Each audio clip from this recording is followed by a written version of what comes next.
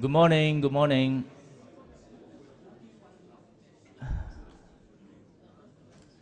Um, Good morning. Right, I think we'll start now. No more stragglers coming in, I think. Well, welcome everybody. This is, I think, a record crowd for an ISEAS seminar. One would think that this is the Election Commission's press conference. I hear that will come later in the day during lunch or something, when the election dates and nomination dates will be announced.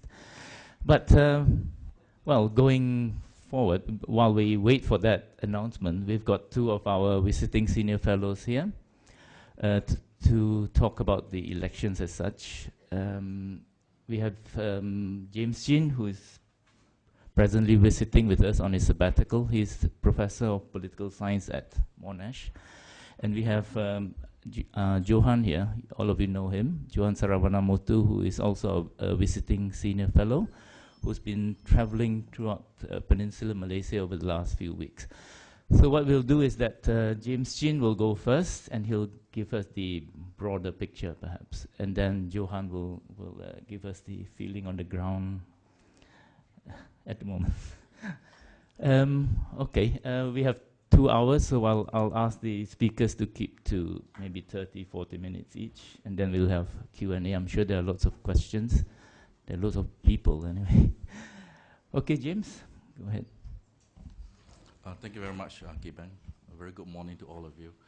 And thank you very much for taking the time to come and listen to me talk about the 13th general elections in Malaysia.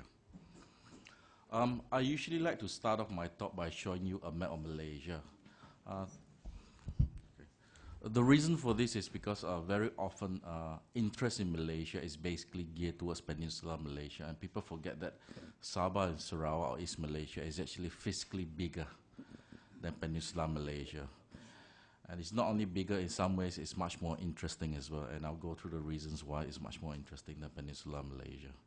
But if you can look at the map, right, you can see that it's very obvious that it's much bigger. And recently, as you know, that there was a group of Filipino visitors who came through Lahad Datu over there, so there you go. Okay, population of Malaysia, some very basic data to put it within the context. The population of Malaysia officially, if you go to the Department of Statistics Malaysia, the website, it says about 29.1 million. The question I put a but over there is because there is a large group of people living in Malaysia who are not registered.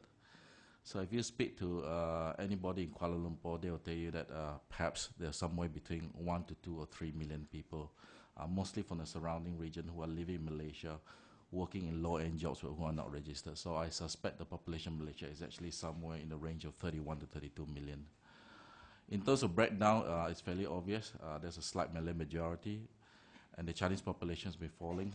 It's currently standing about 23%, Indian about 7.1%, and indigenous about 11%. And the indigenous people are mostly the tribal groupings from Sabah and Sarawak.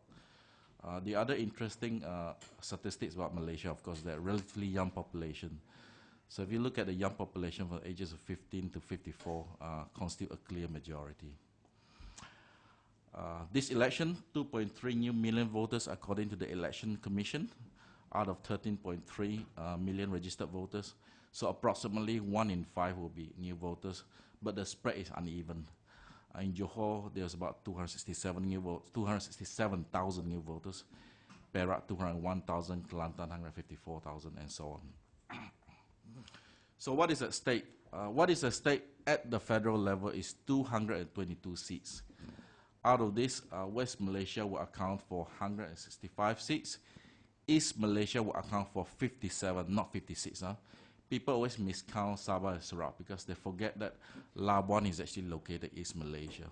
People tend to lump Labuan together as Federal Territory, and they think that it's actually not East Malaysia.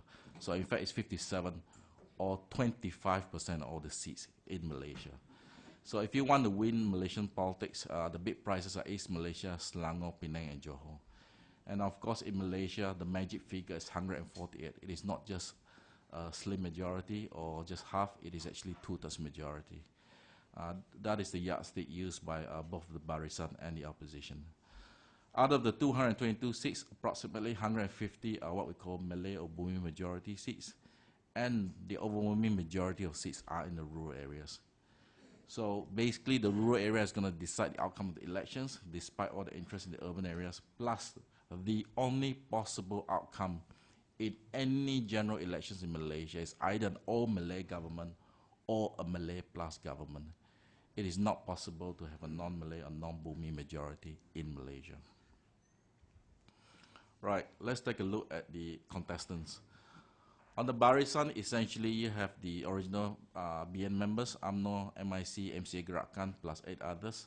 Most of the 8 others consist of small parties like the PPP and the East Malaysian parties. They've been in power since independence in 1955.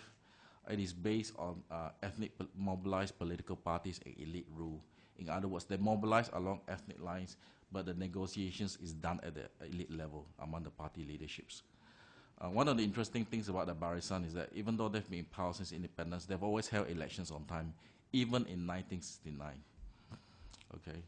Although they call themselves a coalition, we know that UMNO is actually calling all the shots in Barisan Nasional, and the ideology of UMNO is Malay nationalism or Ketuhanan Melayu, and some people would suggest that they're moving slowly towards Ketuhanan Islam. On the other side, it consists of 3 parties, Pakatan Rakyat, which is a PKR, DAP, and PAS, plus a few other parties want to join them. One of the things you need to note is that Barisan Nasional in itself is a registered entity with the Election Commission, but not Pakatan Rakyat. Okay. So currently, Pakatan Rakyat consists of 3 parties. There's about 1 or 2 other parties waiting to join them. Among the Pakatan Rakyat, it is very obvious if you speak to them or visit their election machinery, PAS and DAP are the most organized. PKR is not so well organized. But PKR is holding the key positions in PR because Anwar Ibrahim, the leader of PKR, is the glue that holds them together. And the reason why you need to hold them together is very obvious again, because they hold different ideologies. For example, you got a DAP, which stands for Secular Malaysia, and of course PAS is hoping to create an Islamic state in Malaysia. So what are the broad campaign issues?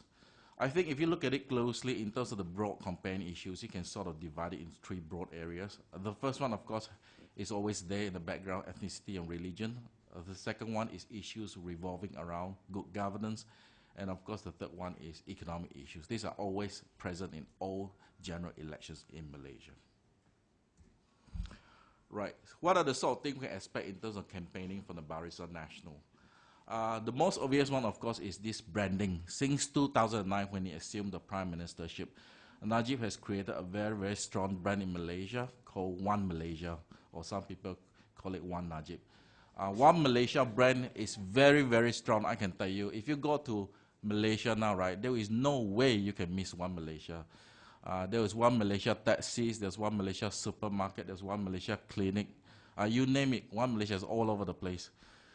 Some private businesses are also tagging on. They put the One Malaysia logo as well, even though they've got nothing to do with the administration, right? So it's a very, very strong brand.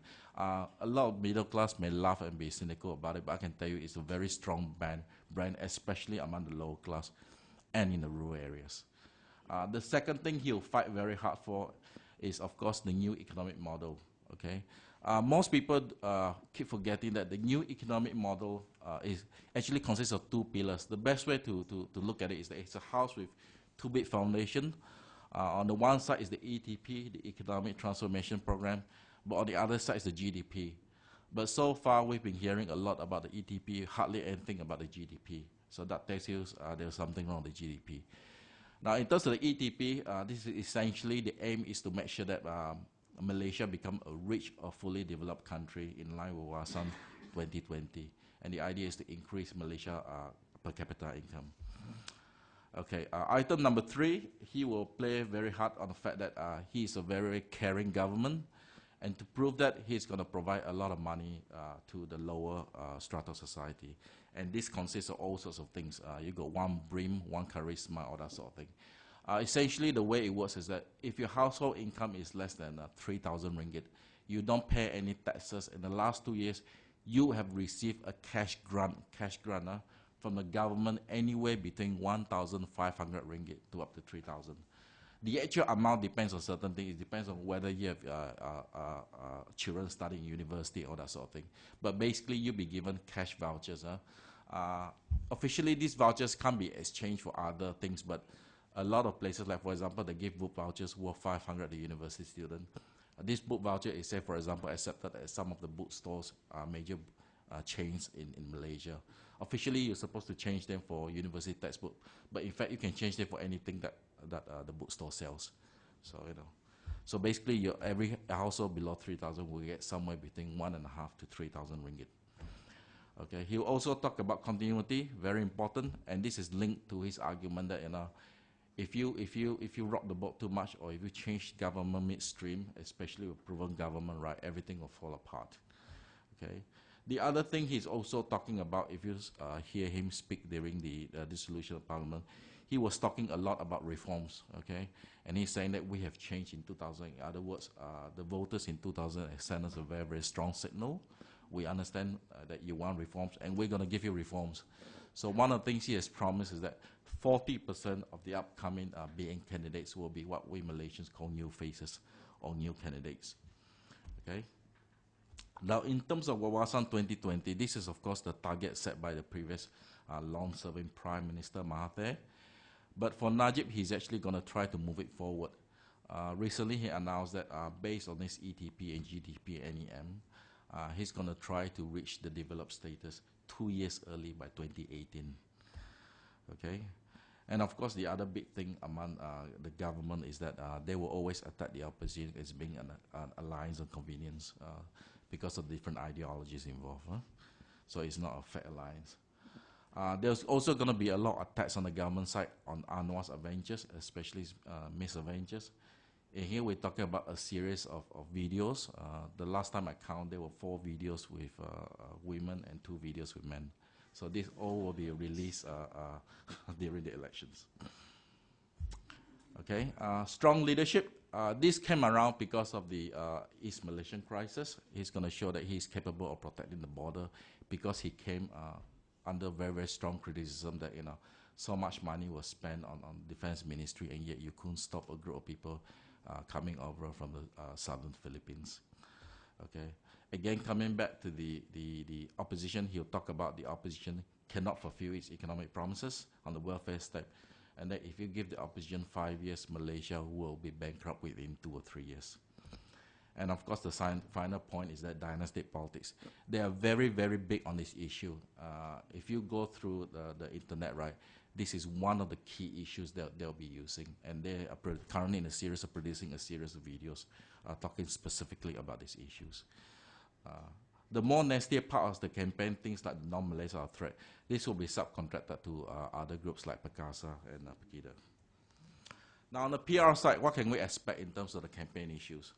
The key theme for the opposition side, of course, will be ubah or change in Malaysia, and they're going to tack on to what Obama did when he first came in.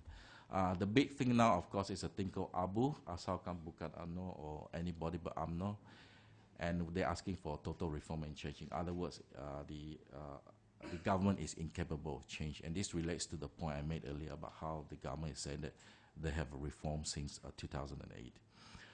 They will also spend a lot of time attacking the whole system itself. They're saying that, you know, there is no level playing ground, and they'll specifically talk about the election commission and how the election system in Malaysia is not fair. Of course, in terms of corruption and scandal, there are plenty to choose from. Some of the big one, of course, is Cowgate, and that includes giving a huge loan, if I'm not mistaken, about $250 million to start a project, and the project ended up with a couple of high-end condominiums and restaurants in Kuala Lumpur. You got the Deepak Gate, you got a carpet seller who ended up being a developer for some major projects. You got Amang Gate in Sabah, where a person allegedly close to the chief minister was carrying millions of dollars in cash and caught in Hong Kong airport. Then you've got an interesting case in Malaysia. This is not widely reported.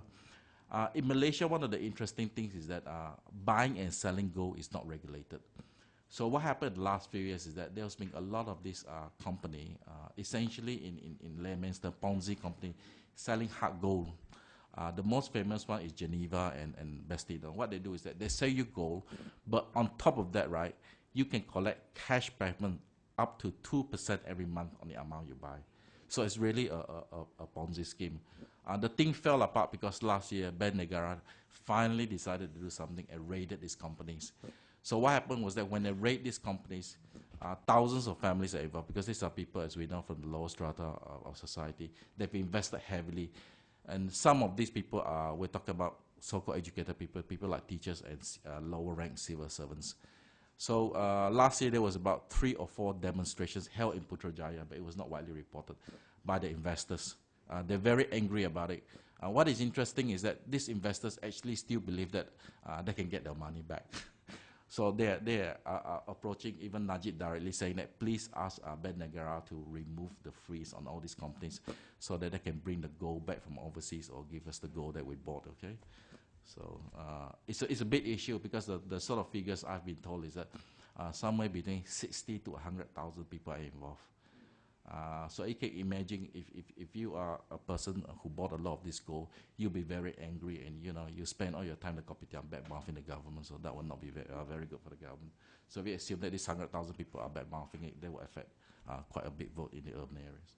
Then of course we got the very controversial investment from Australia, the Linus project. This has really sort of grew out of a small issue in Kuantan, and now it's sort of a nationwide thing, Himpunan Hijau. So this has all the potentials of blowing up in the government's face. And in fact, the guy who started the Linus project has been confirmed as upcoming DAP candidate. Okay, the other thing that the opposition, of course, will be telling the people is that, look at the wonderful job we're doing in Selangor, Penang, and they always talk about the surplus they're generating, how they're debt-free. And DAP is very proud of CAT. It's not the CAT that we're talking about, but it stands for Competency, Accountability, and Transparency. Cost of living is a very, very big issue, especially in the urban areas. People don't realize that wages in Malaysia has been depressed for quite a number of years. And if you're a new graduate, you'll be amazed the sort of salaries you're getting, even at Klang Valley. I know brand new engineering graduates, 4-year engineering graduates, their starting salary is around 3,000 to 3,500 ringgit. A very, very old terrace house in places like Section 14, what do you call it? Not renovated, about 30, 40 years. They're going for upwards of 500,000 ringgit and above. So you can imagine the problem people are facing. And you know, right, in Malaysia, transport is very expensive. Cars are very, very expensive in Malaysia. And things like toll. So if you live in, say, places like Subang, if you work in KL, you easily one-way traffic. Assuming you go through 2 road tolls, you'll be paying somewhere between 2 ringgit 80 to 3 ringgit 50 one trip. So you sort of can't escape this. Okay. The other big issue, of course, is related to personalities. They will attack Najib's wife, and of course they will raise the issue of the submarine deal. And they will also raise the issue of the wealth of selected families in Barisan Nasional. People like Matthias children, they will of course raise it, and they've already started raising in the Ceramah. And of course they will raise the issue of Taib Mahmud, especially with the recently released video about land grabs and that sort of thing. The land issue is coming up, and it's going to be a major issue in places like Perak and Selangor. And this refers to selected personalities in Barisan Nasional who were given state land. Essentially, the state land was transferred to them at a very, very low price, or well below market price. And within a very short time after they get in the land, these people either sign joint projects or sell the land to high-end developers who are developing, and the sort of money we're talking about runs into hundreds of millions of ringgit. Okay. Within the contest between UMNO and PAS, of course, the ongoing contest is something that's happened for a very long time, is that we are more Islamic than you, between both sides. Between the Chinese parties in Barisan Nasional and the opposition, of course, the big argument, of course, is that who is better in protecting the rights of the non-Muslims in government. So things like the Allah issue, in Kedah, the Chinese New Year rules. It was very interesting when this issue blew up in Kedah. The opposition got so excited they were actually organizing drinking contests to show that how the past government is very, very liberal. And so I was thinking, you know, I didn't know that getting drunk and drinking was part of the Chinese culture, but then again, never mind. In Kelantan, they had a big issue. The government, the Chinese parties were attacking the Kelantan government for cracking down on local government rules about how you can't have unisex hair salons, you know, that sort of issue.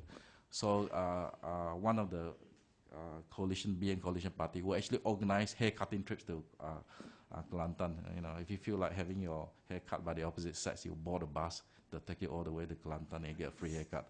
And free hair wash as well, all that sort of thing. So these are the sort of gimmicks that they pull, especially when it comes to a very serious issue about minority rights in Malaysia.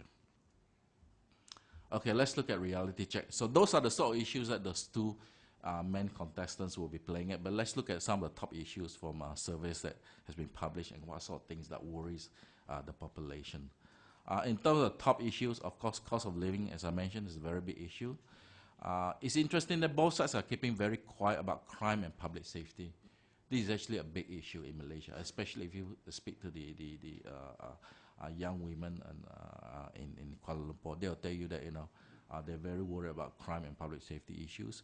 Increasingly, in many areas in the better affluent suburbs in Kuala Lumpur, people are setting up gated communities without local government approval. In other words, they're hiring private security firms. They set up boom gates and all that sort of stuff. They also worry about the economic directions. There's still a lot of questions about whether the NEM is successful, whether the ETP is real, and whether the GDP can transform the government machinery. They're also very worried among the lower class. They're also very worried about subsidies from the government. As you all know, it's an open secret in Malaysia that after the elections, they will introduce the GST, no doubt about it. And so people are worried about that, okay? People are also worry about country leadership and moral issue, and this is related to the sort of sex scandals that one side is playing up. So these are all creating the groundswell for these sort of issues to come up. Okay. Now for the urban areas, there's an additional set of issues that comes up very clearly in the survey. Quality of education, very important, especially post-secondary education. People are very worried about it. Okay. And in terms of secondary education, there's a middle class group called Page. They're fighting very hard for English to be retained as the language for science subject. Okay. In the urban areas, you'll find from surveys that people also question marks of the election commission. Corruption, they will tell you that it's a big issue for them. There's also expectation of change, local government issues, especially service delivery. There are many areas in Kuala Lumpur where the local government is not doing such a good job, and people are worried about it. Housing and wages, I mentioned already, the cost of housing in Kuala Lumpur is really getting out of hand, and of course transport issues. Race and religion, interestingly, if you look at the surveys, they're not very prominent. And I suspect the reason why it doesn't show up clearly is because it's always there in the background. Regardless whether there's an election or not, Malaysians live within this race and religious framework. So it's there in the background all the time. Unless you ask them specifically, you're not likely to get it as one of the key issues, but it's always there in the background. Okay. Now, I'd like to shift the discussion a bit over to East Malaysia.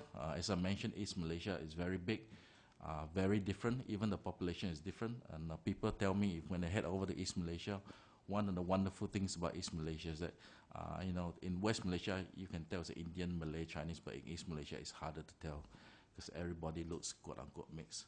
Okay. The political dynamics of in East Malaysia is very different, due in part to a political history, different political history, different cultures and different ethnic groups. And the primary driver for political dynamics in East Malaysia, of course, is local politics and personalities.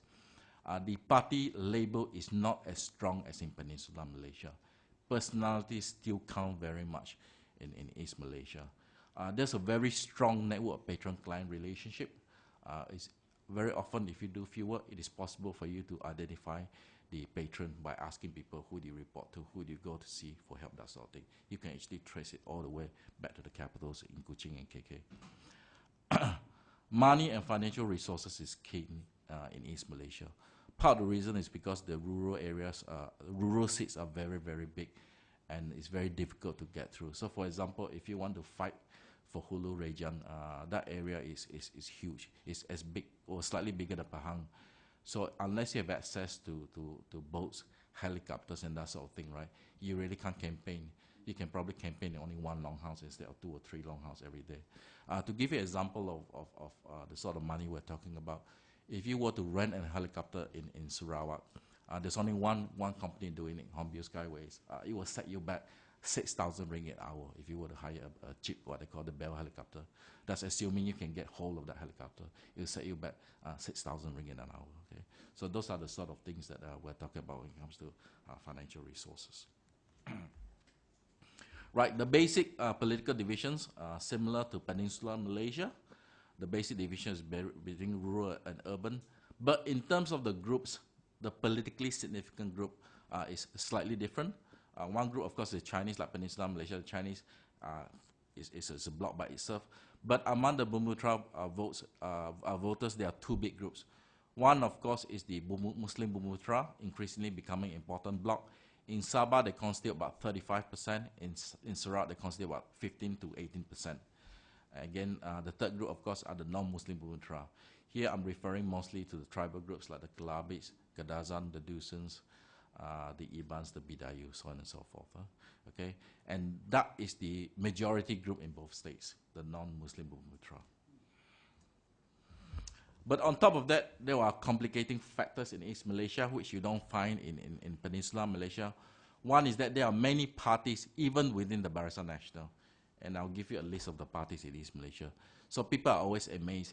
People are always thinking that, you know, if you're UMNO in Sabah, MIC in Sabah, these are part of the larger MIC or UMNO. In fact, they're not.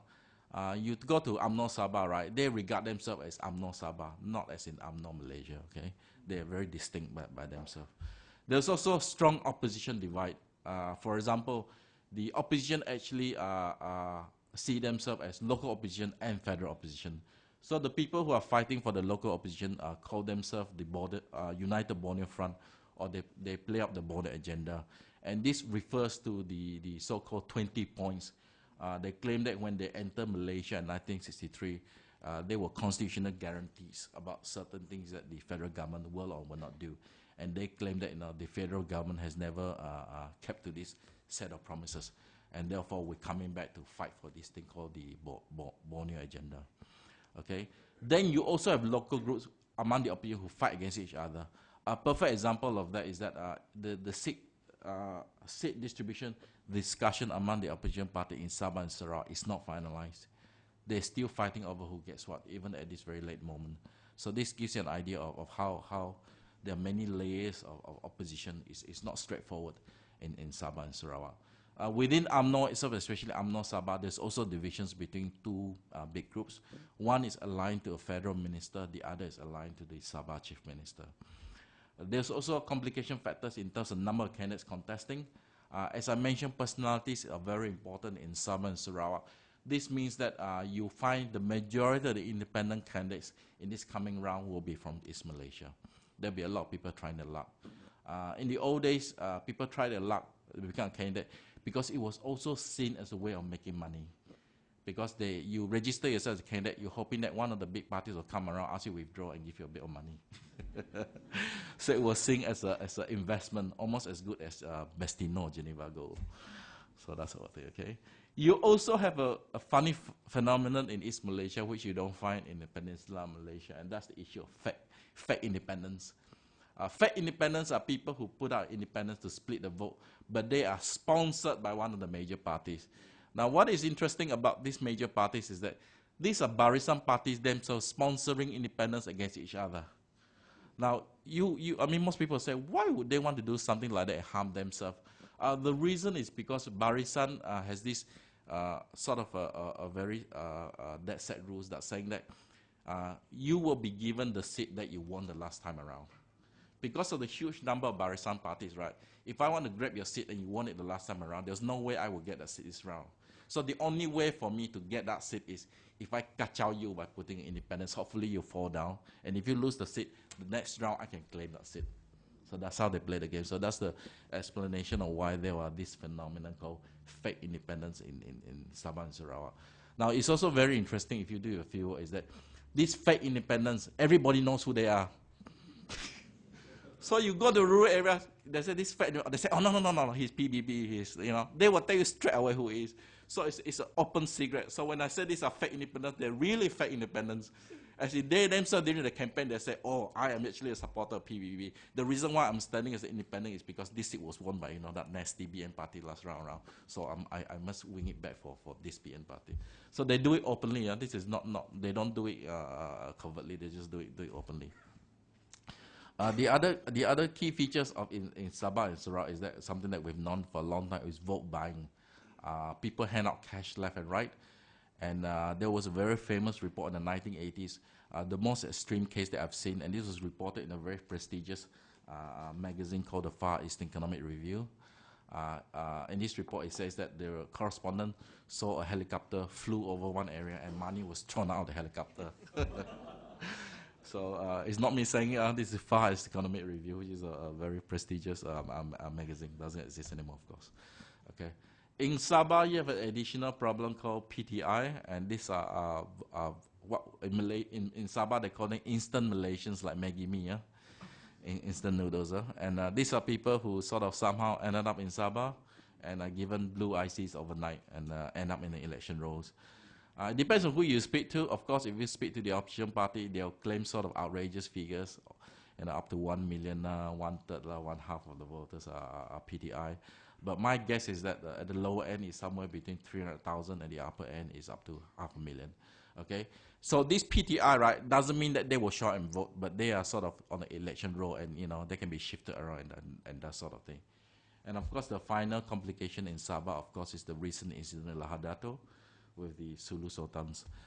This will have some implications in some of the local seats because there's a great suspicion that some of those killed are actually Filipinos with Malaysian ISIS. In other words, they are quite well established in Sabah.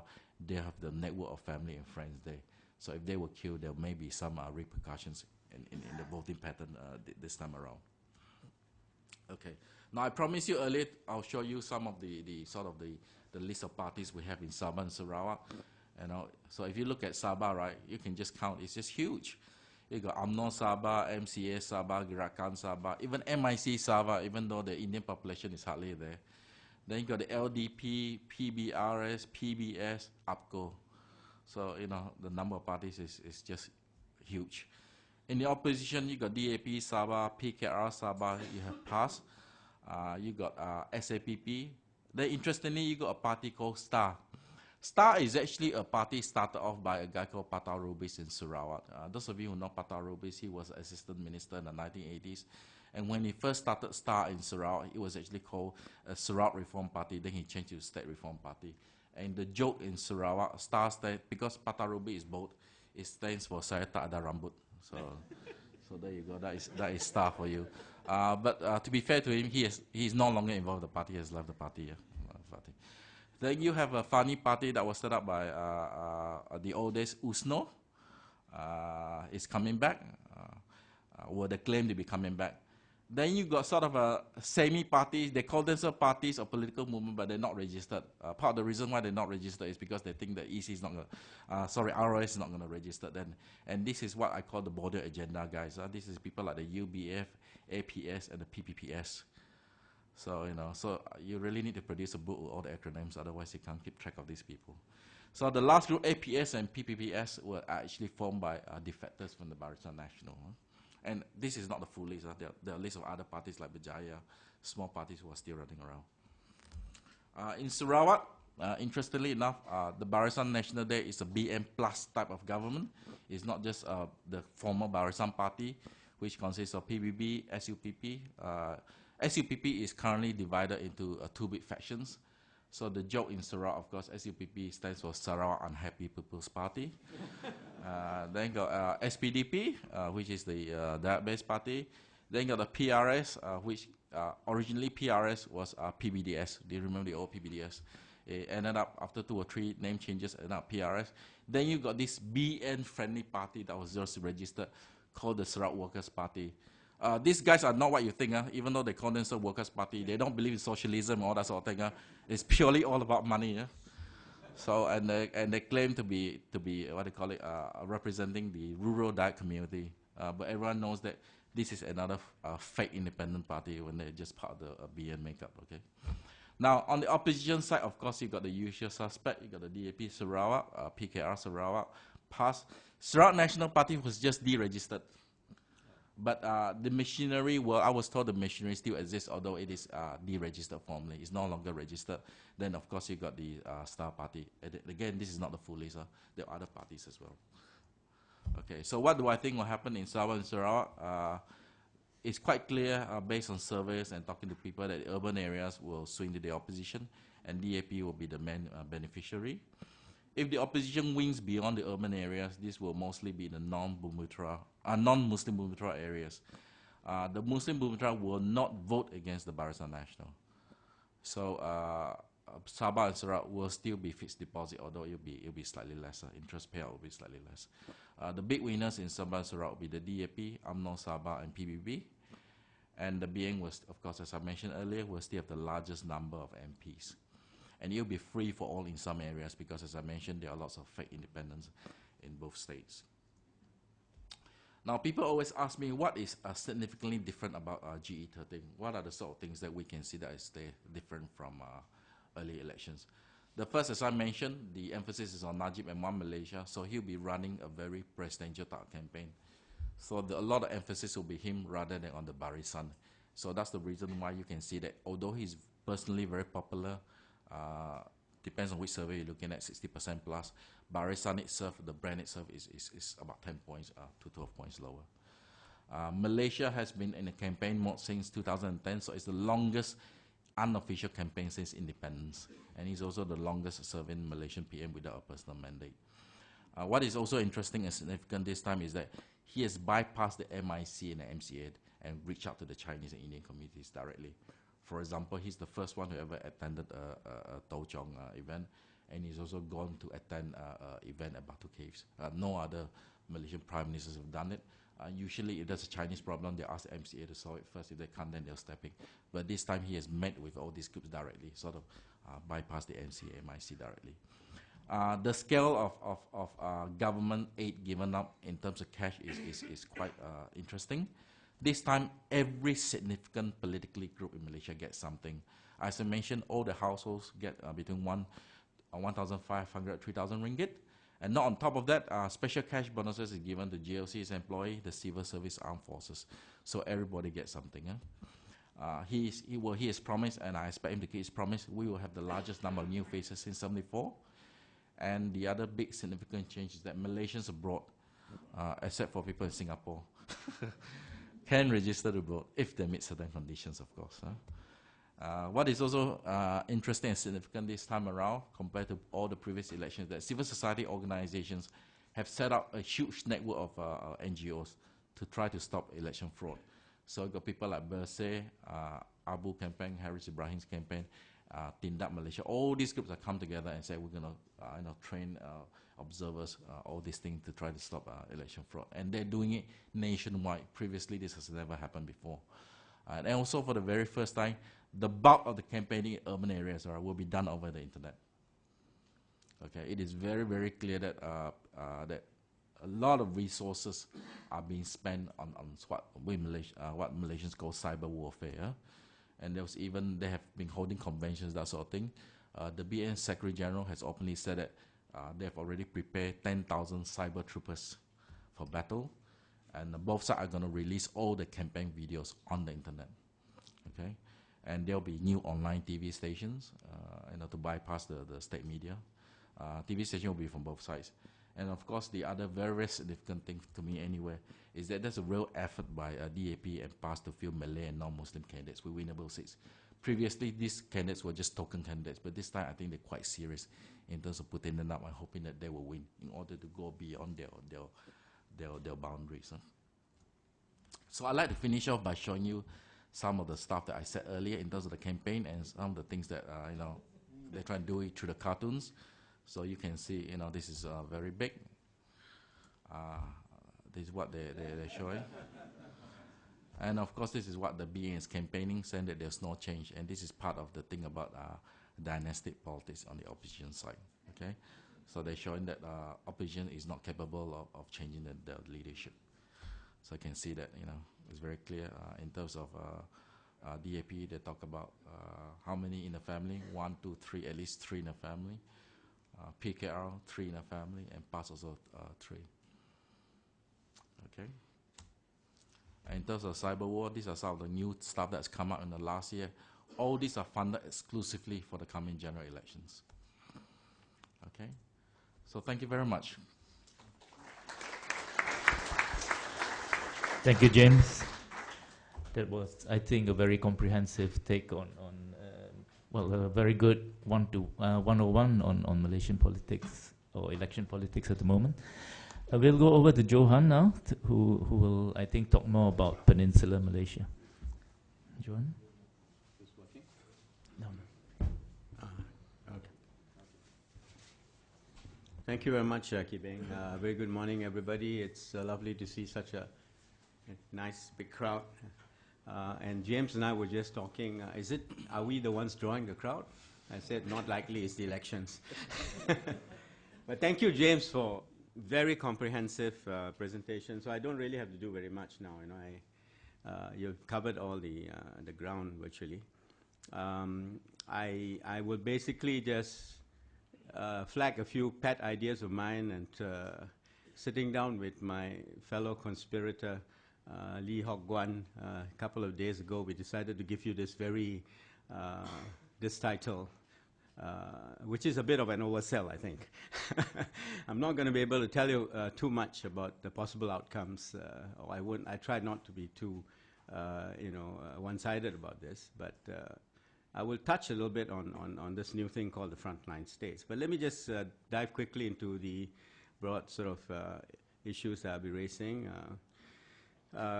James has already sort of given us the overview, and I think indeed this time around it will be the most contested and probably the most studied general election in Malaysia.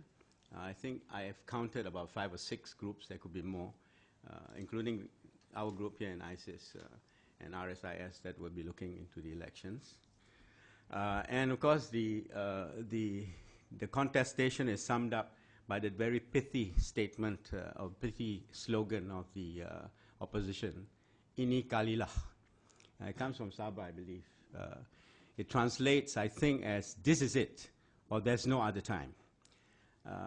And indeed, as Marina Mahathir has been complaining, the campaign has been on since 2008. I think in a recent column, she's been hearing ceramah, she said, by the side of her house for the last 2.5 years. There have been 16 by-elections, ceaseless politicking, whether on the mainstream media or on the social media, and so on. But interestingly, we're going to see, I think, possibly a slightly different landscape in terms of the voters this time around. And James, you have talked about it as well. 13.3 million. 2.4 million new voters. There are some new rules. I've been talking to people who are in Bersih, and they said, yeah, new rules, but the only demand that they have implemented of the 8 that we have asked for is 1, indelible ink. The rest they haven't followed. But there are supposedly overseas voters. But, the My Overseas Vote people complain that out of 700,000 possibly Malaysians abroad, only about 3,000 people are allowed to vote. So not much by way of something new. Monitors, observers, many, but no foreign ones allowed. And the main official monitor of this event will be Merdeka Center, led by Ibrahim Sufyan. Of course, Bersih will be sending out as well its monitors or its volunteers. And both groups, I'm told, will be looking at about 70 constituencies. So it's interesting, that they'll be observing 70 constituencies. I don't think they can hire the Bell helicopter to do the Sarawak ones, unfortunately. And already it's very likely that 1 or 2 individuals will be banned from entering Sabah and Sarawak. Those who are trying to monitor the elections. Presidential style campaign, James, absolutely. I was thinking about this myself, talking with people on the ground. More and more people are saying this seems to be the case, not just on the part of Najib, who is bigger than life. You see his poster everywhere. Him, one Najib. rather than one Malaysia. But Anwar has been doing much the same thing. He's been going on his road shows for a very, very long period of time now. So it's like Anwar versus Najib in terms of the elections. But I have my sort of caveat or my little footnote about this, that it is not the same thing as the US presidential election. Parties do matter, and other individuals other than the two leaders of the two coalitions also do matter. The manifestos, some people sort of suggest that they are mirror images. Well, and each one is claiming that the other copied it, you know. But of course, the Pakatan manifesto did come out earlier, I mean, to be fair. And they had the Buku Jingga before they had the manifesto. I won't go into the details. I think you've gone into some of the things. But it's basically populist with some differences. Both of them are one of my colleagues in UM has said, neoliberal. Means they're geared towards the market-driven sort of development for Malaysia. So I won't talk much more about that. My own take on this election is that, and I've been writing about this already for some time, that we have a twin coalition system or a two-party, some people call it for short form, a two-party, two-coalition system that seems to be already on track. And I believe that this will remain on track whichever side wins. So that's my first take on it. These are some of the things that Ki Beng so mentioned. I've been traveling throughout Malaysia, but no, I've been traveling to a few places in Malaysia, including to my hometown in Penang, to KL, to Kedah. I'm going to actually visit Sabah not so soon, and of course I was in Sarawak in 2011 for the state election. This is the UMNO Assembly which I attended. Very interesting in terms of a sociological experience or anthropological experience. It's the pictures of outside the main hall. Of course, the delegates, we know who they are. But actually, predominantly, the people who attended this, just my observation, seem to be older folks. There seemed to be a lack of younger people being engaged in UMNO politics and UMNO issues. That seems to be a major kind of weakness of a political party which is very, very strong and very, very powerful, but unfortunately for them, they are unable to draw new blood. And that seems to be one of the major sort of arguments that people are making about, or one of the major observations people are making about this election. If you look at the Pakatan side, you will find that they have all these major professionals, younger people, all the new blood, and interesting individuals. If there's time, I'll show you one or two of them on a video. They seem to be inclined towards opposition politics rather than BN politics. This is that famous or infamous Sai event in Penang. We won't show the video yet, later maybe. But I happened to be there. And again, rather interestingly for me, as a Penangite, I only saw a smattering of Penangites. I thought the majority, I sensed that the majority of the people who had come actually had been bussed in from outside. So another of these rather manufactured events. Anwar Ibrahim, in contrast, at March 8, 2013, again, I was there in Padang Kota, which is Fort Cornwallis, you all know, had this huge, crowd, and predominantly non-Malay, of course, Penang, in the middle of Georgetown. And he was, as usual, very entertaining. I'm sort of, doing my field work here and talking to Tan Ki Kwang. This is in Gombak. They're talking about Sulu. So these are some of the issues that have come up. This is predominantly a past crowd because that's their old party headquarters in Gombak. Gombak is a seat held by Asmin Ali. So let's get on with some of the points that I want to make. The voter breakdown is rather interesting. We have, James has already talked about it. You can look at it very quickly, but rather importantly, I think, is that the couple of notes that I made below. And one of the states which is apparently frontline state, right? Now we're beginning to talk about frontline states being targeted. for a BN takeover, it will be Selangor. And there has been an influx, just an inordinate number of new voters coming into Selangor. I haven't looked at the latest numbers, but it's more than 400,000. Some people say maybe 500,000.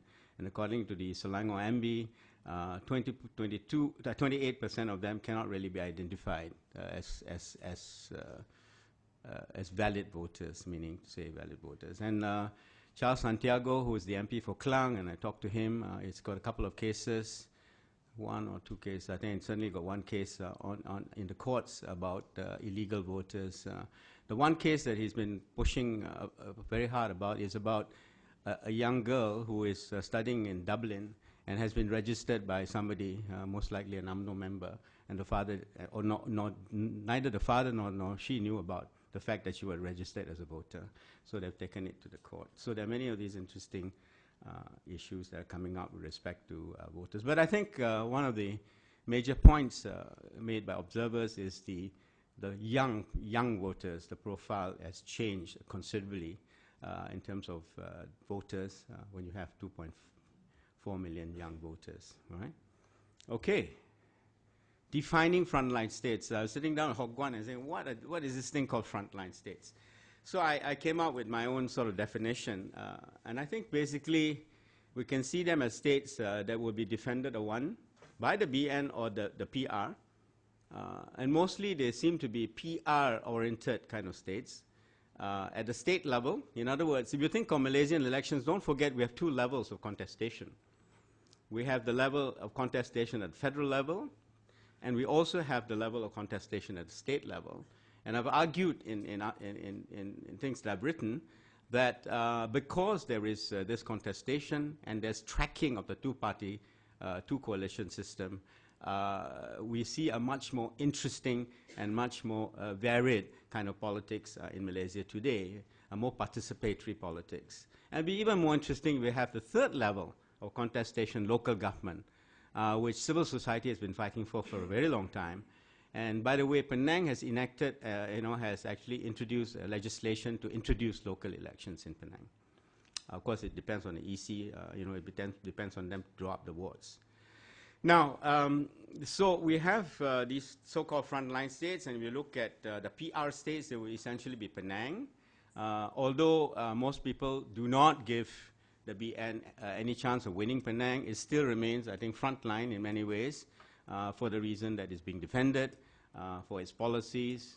There are many issues that have come up more recently, and also for the fact that it will be very important for the Pakatan to retain the parliamentary seats that it already controls in Penang. Selangor, of course, has become increasingly a frontline state with some suggestions that it is now 50-50. I have my own thinking about that, but people are now saying that it could be 50-50, maybe because of the sort of new influx of voters, but also because of new issues that have cropped up. Kelantan, Kedah are states for the PAS to defend. And of the two, Kedah has been thought to be weaker because of intra-PAS issues, as well as public policies which have not been too popular by the MB of Kedah, Azizan Abdul Razak. And that's been played up constantly in the media, the mainstream media, particularly in a paper like The Star. If you read The Star, almost every day there's a story about Kedah not doing something or other. The BN states, on the other hand, to be defended, the frontline states, will be Perak. Perak is a state, as you know, there was one that was sort of taken over in a sort of a coup by the BN when three members of the Pakatan Rakyat crossed over to the other side. Actually, they've remained independent, so they've left Pakatan, but become friendly to the BN. So it is now, it has been since 2009, a BN state. So it is a state for the PR to take back, to capture. And apparently the word is out that there's a very good chance that this could happen, although there is some infighting among the Pakatan parties. We can get to that in the Q&A if necessary. This is a very interesting one, Negeri Sembilan, because not all of us, the second BN state, not all of us have sort of considered this ever be a frontline state. But if you look at the state level of contestation, there is only a difference of 3 seats between Pakatan. So if a swing of 4 seats in favor of the Pakatan would mean that it will become a Pakatan government. So it's rather interesting. So Anthony Lok of DAP, who is the man in charge of the charge in Negeri Sembilan, will be zeroing on the seat that's taking up. Will be taking up the battle in Chennai and similar seats of that sort that they hope. We'll talk a little bit about that later. That the Pakatan hopes to win. These are actually essentially mixed seats. And Johor, right around the corner, right? It's become a frontline state. When it's rather strange when it was only 6 state seats. There was 1, if I'm not mistaken, by the Pakatan, and 1 parliamentary seat. Correct? Eh? There was 1. But suddenly, out of the blue, Johor is now frontline. We'll get to that one later.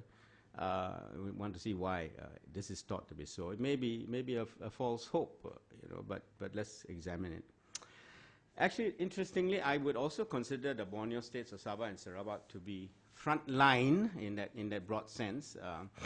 But at the other level, at the level of parliamentary seats, which are now said to be possible to be gained, when in the past, in the last election, in the 56 plus 1 Labuan, only 2 were won. 1 was again, Cebu was won in a by-election after that. So, it's in other words, a very ripe terrain, given new politics, as Faisal Haziz of UNIMAS would put it. It's a very ripe terrain for some level of change on the part of the PR gaining ground. These are again very broad observations. I'm not going to. Basically, I think hardly anybody thinks that things will change in Penang in terms of the state government. Maybe some minor changes. Kedah and Selangor are clearly PR frontline states, and I've already talked about it. I'm just repeating some of these things. What is this thing about Perlis? Maybe some of you know more about Perlis than I do, but there's some talk.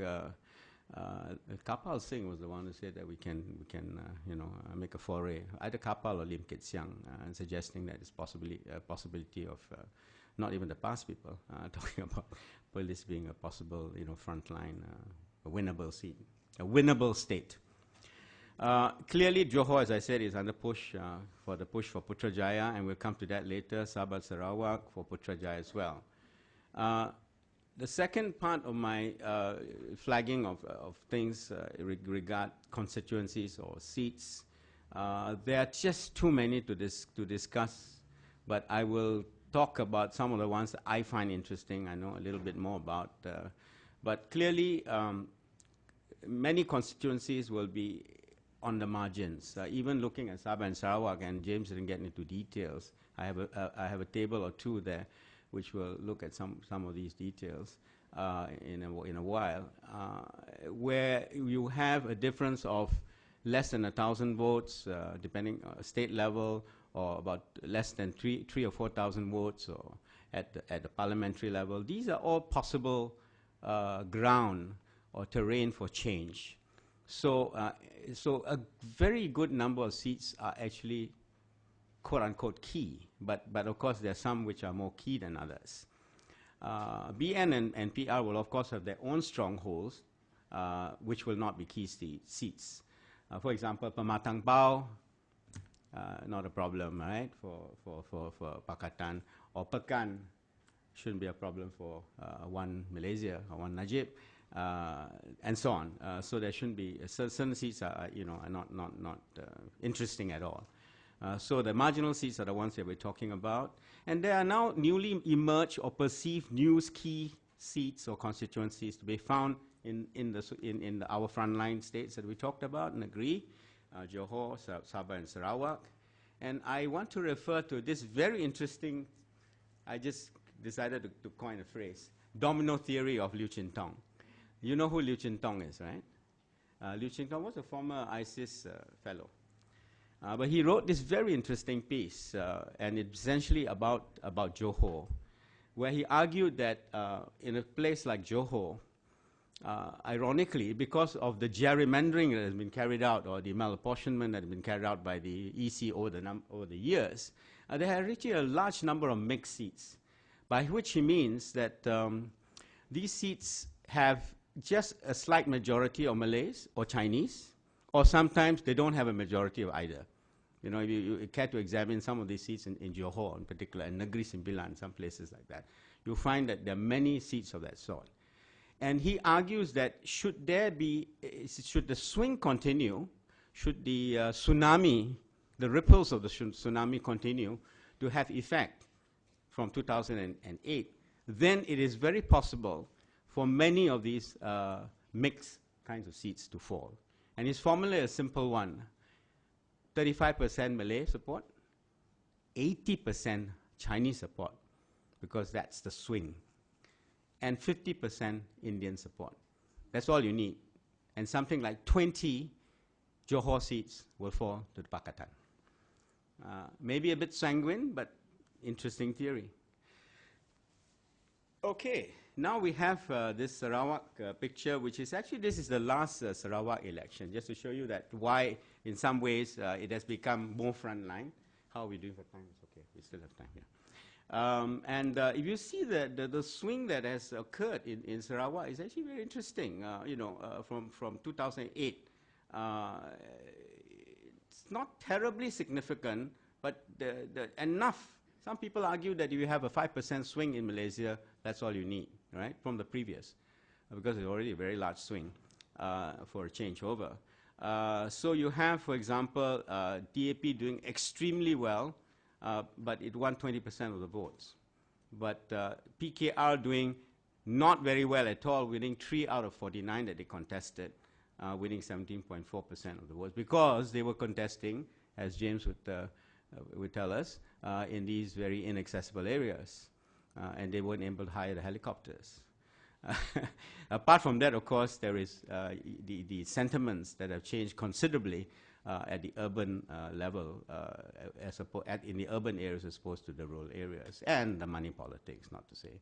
So you have a very interesting situation, and Faisal, being a very conservative political scientist like myself, predicts that maybe 5 to 9 seats are likely to fall, given translating the state election results to the parliamentary results that are coming up, 5 to 9. The odd thing is that even Taib Mahmud concedes 4 to 8 recently, but of course the figure is very... so anything up to maybe 10 seats could well be in the offering for Sarawak, in terms of adding to the mix on the peninsula side, okay? Now, Sabah. Arnold Puyok, who is the lecturer, senior lecturer in the UITM in Sabah, I'll be seeing him very soon. He has done this very detailed analysis, and I don't know anything about Sabah. No, I know something about Sabah, but this obviously tells you it's very complex. And the number of parties that are involved, and now the PKR is having a bit of a pickle because Ansari Abdullah has announced a list of candidates before the party announced it, and they're fighting over it, so on. And of course, you have the two friendly, PR-friendly or PKR-friendly, vehicles led by two defectors. Now, having said all that, you have possibly 13 marginal parliamentary seats, and according to Puyok, the possibility of the opposition winning 8 seats. So that's interesting. If you can have anything like a 20-seat change in Sabah and Sarawak, adding to the mix in the Peninsular Malaysia, continuing to hold its ground, plus a few more in Johor, Negeri Sembilan, and so on, you would have hit 112. Right? Okay. All right. Now we go to challenges and battlegrounds. And I said this is very, very random. I'm simply picking up a few things here and there. I mean, there are many more things that you can pick on to analyze, but of course time is in the essence, and we can have more discussion later. Lim Kit Siang in Galang Patah, there's a no-brainer. This is going to be the big one. If Kit Siang can swing it, and along with it he swings Nusa Jaya, I believe, which is going to be a pass seat, things could change. And the other interesting thing is PAS in Johor, and Farish Noor, Dr. Farish Noor is here. Maybe you can tell us a little bit about PAS. He studies PAS a lot. I've been talking to some people in PAS as well. This is rather interesting because PAS has never done well south of Selangor, right? And it's done very poorly, actually. But now there's a foray by the PR. It's a risk-taking adventure, and they're sending their vice president, no less, right? Salehuddin Ayub, who is one handsomely in Kubang Krian, in Kelantan, you know. So it's this kind of politics of, they will say, politics of courage, bravery that, you know, that they're pushing for. Similarly with Lim Kit Siang, we know his style. So with the distant hope that should Johor ever fall to the Pakatan, then Salehuddin Ayub will be the MB, because Johor, like in Perak, requires a Muslim to be an MB. And of course, you have the whole issue about Chua Jui Ming, who was hoping to contest in Galang Patah and disappeared for 2 weeks after it was announced that Kit Siang would contest it. Now he's been given Segamat, and he's come out very gamely to say, even before that, that, you know, he's 100% behind the effort in Johor, that very good chance that he might actually win in Segamat. As I said, Antin Lok and Chenna. Nurul Izzah, I'm sorry about the thing being joined up. I think when I converted from Mac to this, it sort of got joined up. Nurul Izzah is two words. In Lembah Pantai is actually quite a serious problem, and I will look at such in a while, because of the new addition of voters. According to her, there are now 11,000 new voters, and the postal vote has somehow ballooned to 3,000. She won by a reasonably okay majority, about 2,800 the last time out. And that was against the lady involved in Cowgate. This time, she has to face a very dynamic, perhaps, opponent, Raja Nongchik, who is the Minister for Urban Affairs or something. Yeah. So, big battle coming out there, Nurul Izzah, but we'll see. Then there's Charles Santiago in Klang. Charles has done very well. Charles is with the DAP, Nurul, of course, PKR. Charles, very huge constituency, Klang. Good number of Indian voters, but he gets support all around. He won handsomely the last time around by 17,000. He tells me that he has now 20,000 new voters in his constituency, right? So he's a little bit worried. And then we have an interesting seat of Siti Maria in a place called Kota Raja. This is a interesting, kind of seat, because when we were looking at it in 2008, this is a seat, I think, with, let's go to the seats there, next one. I think it's got, let's go to Kota Raya. I think I won't have time to look at all of them. Oh, I got the wrong one. I think I got Sri Andalas. Oh yeah, Kota Raya, correct. You see, 44% Malay, Indians 29, Chinese 25. And 29 Indians is like the upper limit. As you know, in Malaysia, there is no single constituency in which there is an Indian majority, and Hindraf is asking for how many? 10 parliamentary, and I don't know how many state seats. I mean, a bit over the top. And in Hindraf will be an issue and a problem for the Pakatan, because they will be contesting in places like Kota Raya. So obviously, the Indian vote went to PAS, which is very interesting. It's never happened before. 2008 was one of the first times that this sort of thing has occurred. So it's a bit of that theory of Liu Chin-tong, that you don't have to get 50% Malay votes if you have the support of the non-Malays. All you need is a good 40 to 30%, 30 to 40% if you get a vast majority of the non-Malay vote. So that was what happened, and Siti Maria got elected for that seat. Did I finish all the points I made here? Yeah, so some issues with respect to times running on. Again, it's very random, I'm just picking up a few issues, and clearly James has given us a much more comprehensive picture of all the kinds of issues that we'll be facing in this election, but I'm looking at it from the bottom up. and how it will affect the contestation, particularly from the PKR side, or PR side. The Sabah situation is very problematic and very fluid. Jeffrey is thought to be very popular with his Borneo agenda. He has, I'll be finding out more about this. He has apparently 300,000 members suddenly out of the blue in his new party Star. Well, it's a new refurbished party Star. And of course, you have these very egregious changes in terms of possible egregious changes in terms of Muslim votes. And you have the APS and the PPS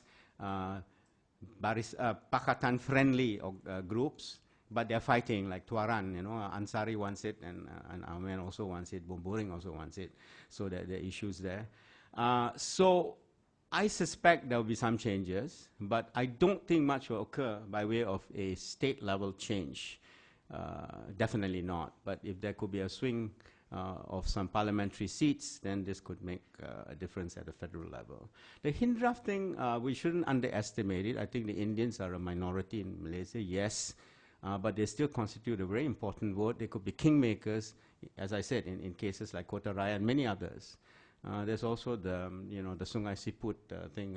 Sami Velu wants to come back, right? But they can't decide. Anyway,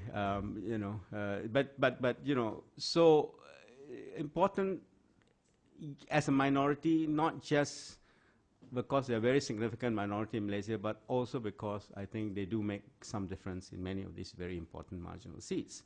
There is a very small party which has been Pakatan friendly all these years, which has just received their logo. This is called the Parti Socialist Malaysia, the only socialist party that is left in the country. There's a fight going on here. They're not likely to contest any more than 3 or 4 seats. But the fight is over 2 seats with the Pakatan. One is Jelapang in Perak. Jelapang was a very famous seat.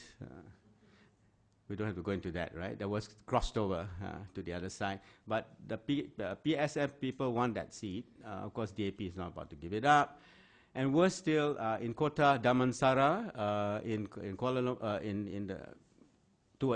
in PJ, the current incumbent, who is a PSM president, Nasir, Dr. Nasir, is said to be now ousted out by in terms of as candidate, by a PKR candidate. So they don't want to have, in other words, Pakatan refuses to have the PSM logo as part of the campaign. You want to contest under Pakatan ticket, you have to choose 3 logos. Right? Keadilan, PAS, and DAP. So the PSM people, I don't know whether they will remain outside of it. Now, one interesting issue, since I come from Penang, is this thing about Penang Tunnel. And I'm going to close very soon. This is the last one. The Penang Tunnel is this, it's created a lot of heat in Penang because it's a project by Lim Guan Eng, presidential style, which is to be funded essentially without the state putting it any money inside. Chinese companies and one Malaysian company will basically bankroll this. It's called a land swap. They will have 30 years of a concessionaire. It's a very interesting idea, isn't it? A tunnel under the Straits of Penang. Is it called Straits of Penang? And it will join Batu Ajam with Gani Drive, those of you know Penang. This has created a lot of heat, and I went to a town council meeting, the first town council meeting I ever attended in my life in Penang. And there was this big discussion and pros and cons and so on. So the state government under a lot of flack because of issues of that sort. Too much development, too many condominiums. Developers are getting a heyday there, enjoying themselves. So some groups of civil society groups in Penang are not happy with the current government. But I don't think it will make much of a difference, actually, in terms of the actual vote. Now, skipping all of this, and maybe the time we might have, we might want to see one video, one very interesting one. Possible outcomes. Here's where I'm a cop-out, right? I will just tell you what other people say. If you have listened to me very carefully, you might have sort of guessed. right, where I stand on it. But there are those that range from the extreme end of optimism on BN side to those that range to the extreme end of optimism on the PR side. So regaining a 2/3 majority of BN with 148 plus, and of course winning practically every state. This will be Dr. Mahathir. He's made that announcement. Nobody thinks this will happen. Most people I talk to, nobody meaning serious analysts, do not believe that the 2/3 majority will be regained. But very possibly the BN will win. 9 to 8 states falling to the BN and Putrajaya. To the PR, sorry. This is the other extreme. It's not as extreme as the other one, if you look at the numbers, but it is extreme given the context of Malaysian politics, or meaning it's very sanguine. Extreme is the wrong word. I think it was even somebody like Kapal who said we'll win 9 states. Somebody else said 8. And of course, winning 140 to 145. Then there is this more realistic, narrow BN or PR victory. In fact, the presenter from Bank Islam at the Regional Outlook Forum at ISEAS made this prediction and instantly lost his job. But thanks to ISEAS, huh? I hope I won't lose my job. That's why I'm very careful here. Hung Parliament is an interesting, result. Why could it be a hung Parliament? If it's a strict two-party system, there couldn't be a hung Parliament. Unfortunately, well, maybe it's fortunately, there are fake independents, real independents. There are parties which do not participate in either of the coalitions. So these people could make the difference should there be like an almost 50-50 situation in Putrajaya. And I think we're talking about the many parties that James talked about in Sabah and Sarawak. Not likely be on the peninsular side. And in fact, there are people who give this very fanciful kind of scenario. Should there be, this 50-50 situation in Parliament, then all you have to do is go and buy a few seats in Sabah and a few seats in Sarawak, and either side, can become the government. So there you have it, ladies and gentlemen. I remain agnostic about who will win, but I think it will be a very, very close fight and a very, very interesting one. Do you want to see one video?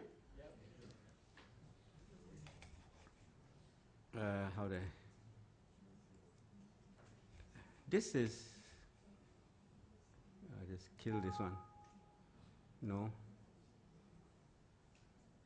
Have you all had this thing that went very viral? Are you ready for science? Are you ready for science? Are you ready for science? Are you ready for BN? Are you ready for BN? Are you ready for BN? So that was 3 times he asked the question. I wouldn't ask it 3 times. Anyway, thank you very much for listening. Thank you. Thank you, Johan. It'll be interesting to see what the Korean constituency in Penang will vote. Okay, Q&A. We have 35 minutes, and I'm sure there'll be a lot of questions. I can't promise that all questions will be answered, but we better start queuing. Whose hand goes up first? Okay, one.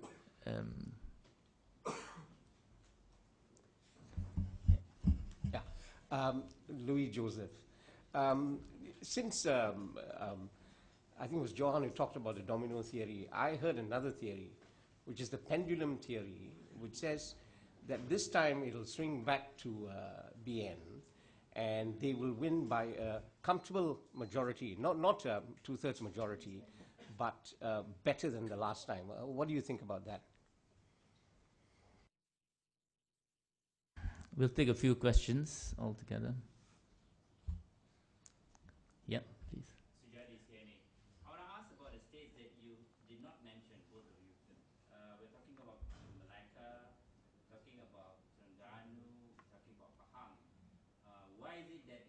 not important, or even the Pakatan don't bother to even.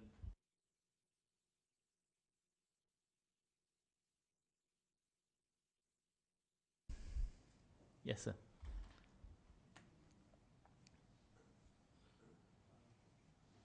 Yeah. Now, UMNO has been the dominant governing party since independence 57, so for many years now, up to today. And given the fact that they are the dominant party and used to the perks and benefits and privileges of a dominant party, now if BN loses this election, what do you think the likely reaction of UMNO?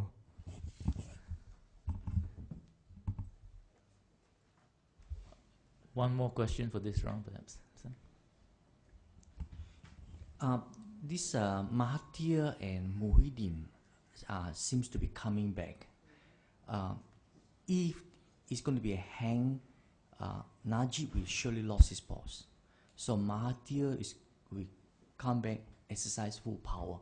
Is there a possibility?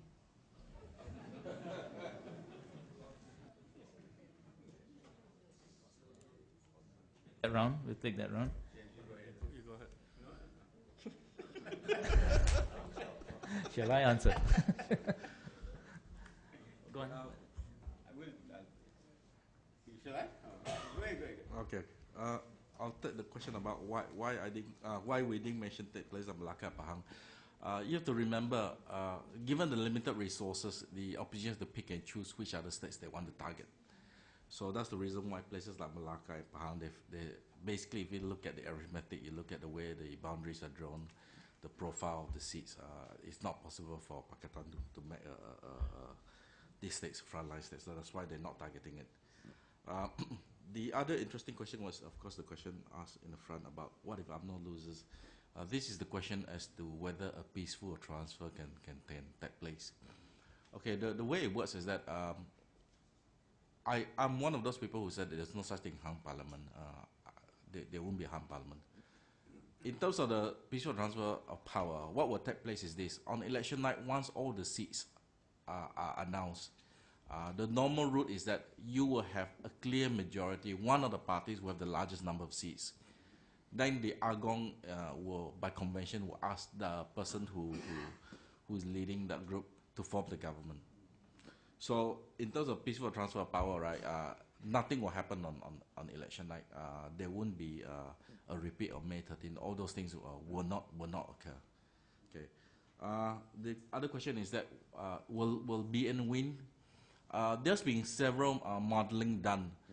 The problem with all these models is that they rely on statistical data. The problem with Malaysia is that the statistical data is not clean data.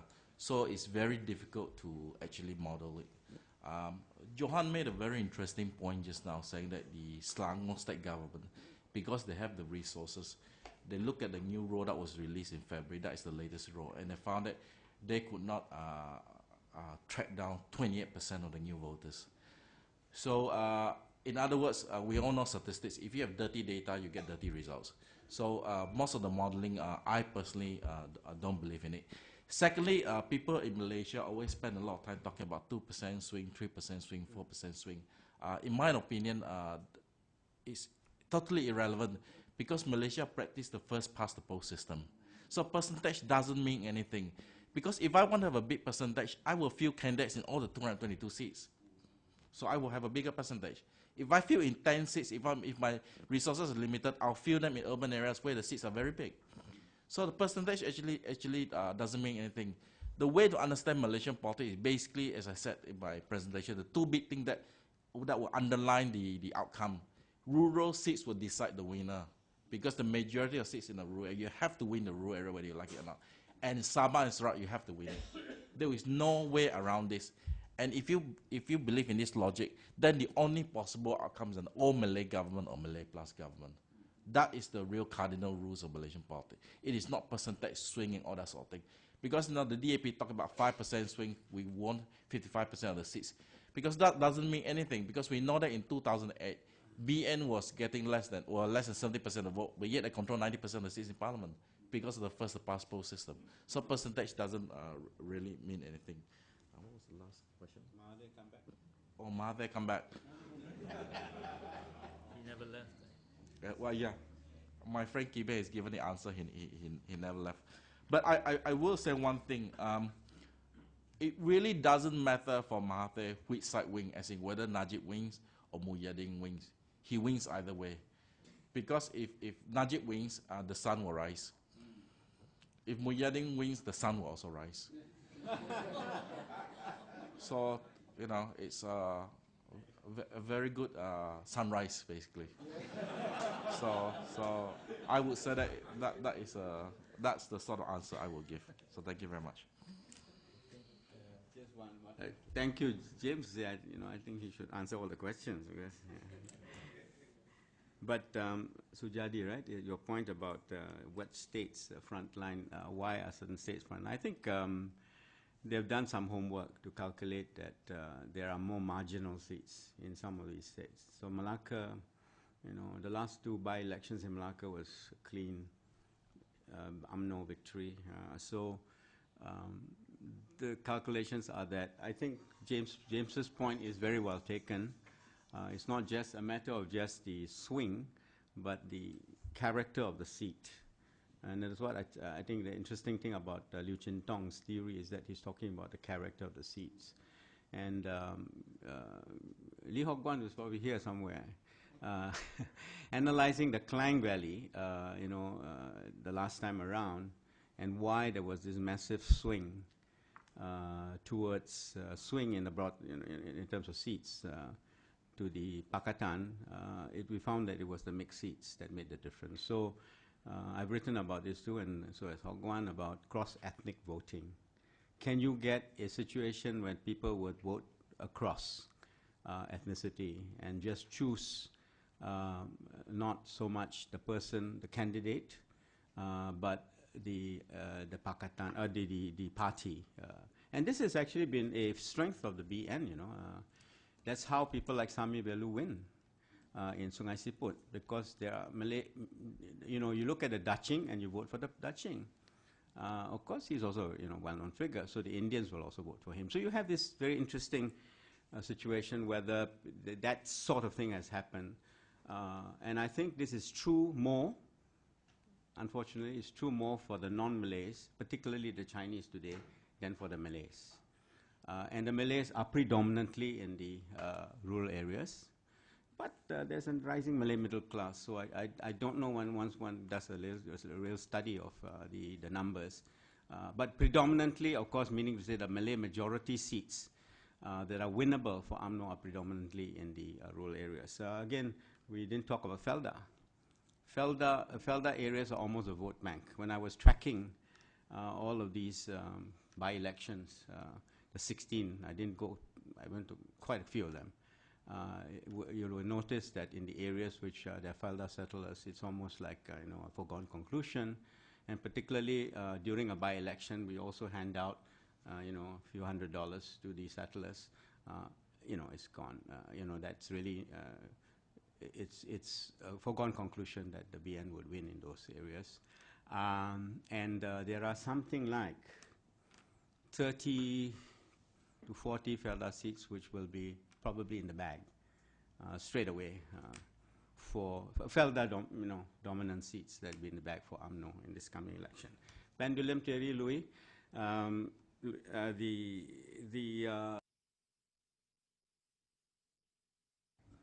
There is that notion, of course, but I've become a believer of the path-dependent analysis. Meaning to say that you have a particular path in terms of a trajectory which is based on a continuation of a beneficial trend. That trend tends to continue, and indeed beneficial to whoever is at the receiving end, right? And that was in fact what happened with the case of the BN and UMNO. UMNO has benefited from this path dependence for a very long time. But I think what has happened that this path dependency has maxed out. Some would argue, again, the jury is still out. Some would argue it is sort of maxed out even in the 1990s. Then there was a big one in 1995. Mahathir changed things, you know. Then it again slowed down. And then in 2008, so that could be a sort of pendulum thing. In 2008, it sort of obviously was broken. There was a rupture, and that's why PKR did so well. The 2/3 was lost. Now, with all these cash handouts, the popularity of the Prime Minister, etc., is this going to swing the path back in the direction of the BN? Remains a question mark, but I have my doubts. I think that's about it, right? If I may add my 2 cents worth in answer to why Terengganu, Pahang, and some states are not in here. I would compare it to the 1969 pattern, and that I think what happened in 2008, we do see certain similarities. So there are certain breaks in Malaysian voter behavior, and so I wouldn't be as generous as Johan in putting so many states as frontline states. I think we could look at the three Pakatan parties, and I think we are seeing here that it's actually the DAP that's actually taking the initiative because they have reached their limit, where their traditional constituency is actually at its max. So where they can go is actually Johor, and that's where they're going. Pakatan, I don't think has consolidated enough to dare to venture too far. PAS is rather conservative as well, where its base is.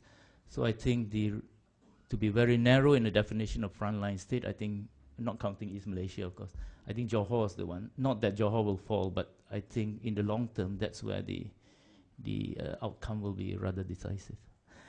Okay, next round, Farish first.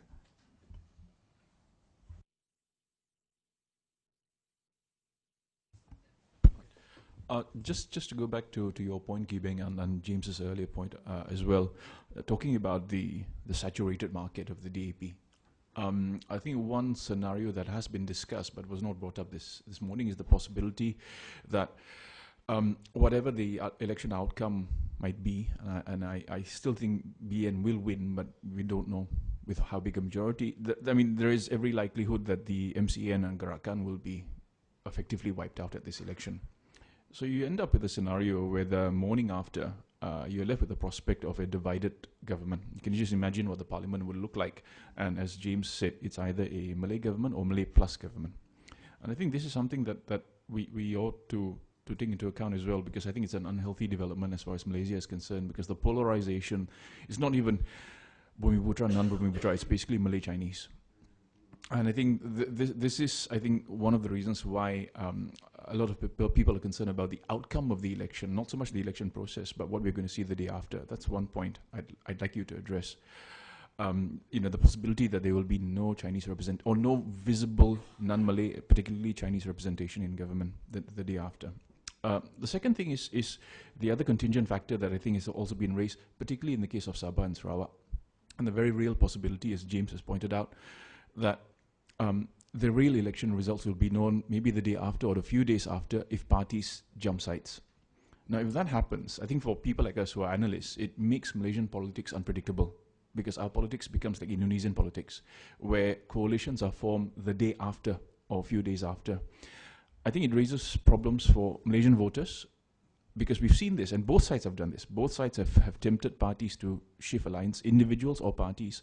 But if this happens, and basically there's a lot of speculation, especially when I was in Sabah, of a possibility of certain Barisan Bumiputra parties possibly playing the role of kingmakers and possibly making demands, cabinet positions, deputy prime minister positions to both sides, because then their weightage will be much, much stronger.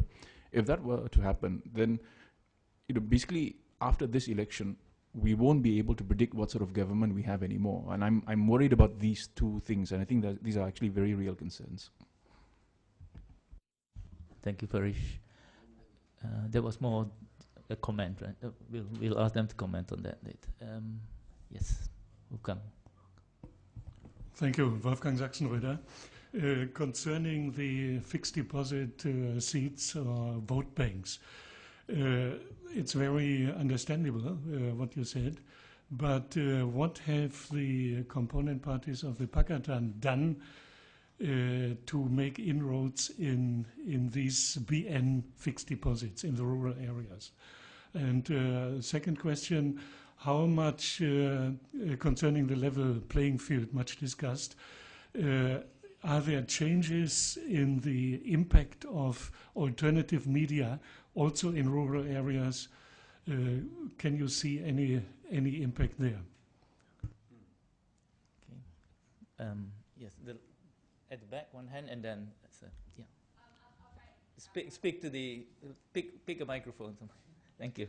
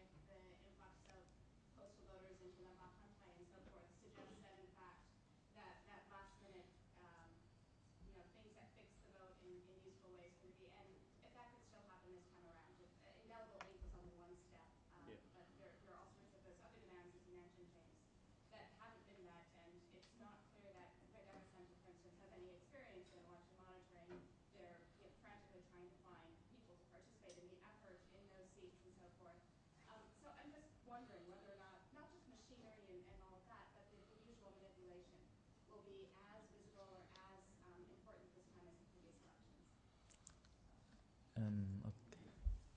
I think the button's in the middle.